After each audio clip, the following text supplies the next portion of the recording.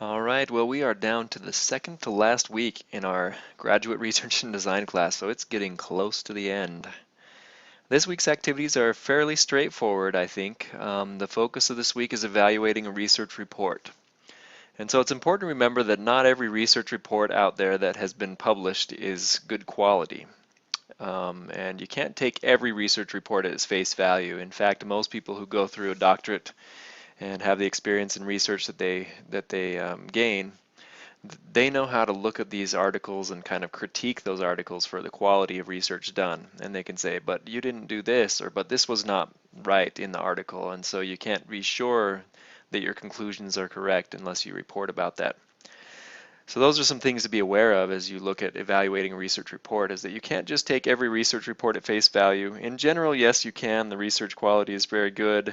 There's a peer review process, and especially if a work has been peer reviewed by two other experts in the field, and you can choose that, like I think I mentioned earlier in the semester, you can choose to only view peer-reviewed articles.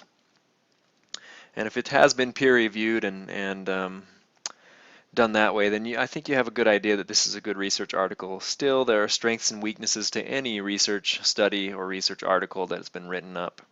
And so that's your job this week, is to examine this idea of evaluating a research report and trying to find those things that might be wrong with the report or lacking in some way. So you're going to read chapter 22 to that effect, and also to complete the quiz on chapter 22 by the end of this week. And then reporting and critiquing research, there's going to be a discussion about this. Use the course textbook information for reporting and critiquing research. Identify a situation in your current position or future work opportunity when you may be asked to collect information to prepare for your supervisor. So you might have to be asked to look up information about someone, and understanding that certain articles may be more higher quality research than other articles. And what happens when the research conflicts with one another, that's the idea with this discussion. And so talk about that. Talk about your current position. When may you be asked to collect information to prepare for your supervisor, and then discuss what part of your work that might be. You also have a letter of consent that will be due at the end of this week, and you're going to create that letter of consent for those participating in your study. And this is pretty self-explanatory, but it gives some elements of informed consent that should be included, including items 1 through 8 from the link here. So you just click on that link, it'll bring up a page, and you can find the items that you need to make sure that you include in your letter of consent. But it is going to be a letter, and so it starts with "Dear Participant" or something like that, and ends with your signature and so forth.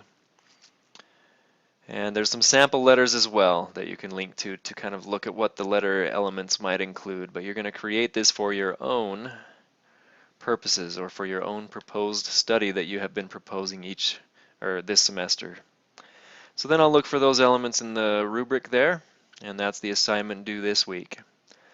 Now, looking ahead just a little bit, you'll take some time next week. On final week, there's not a lot going on. You're going to evaluate a research article and work toward that on the week after.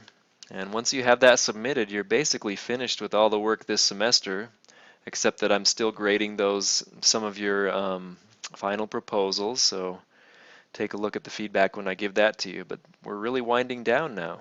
So good luck with the activities this week and finishing out for next week as well.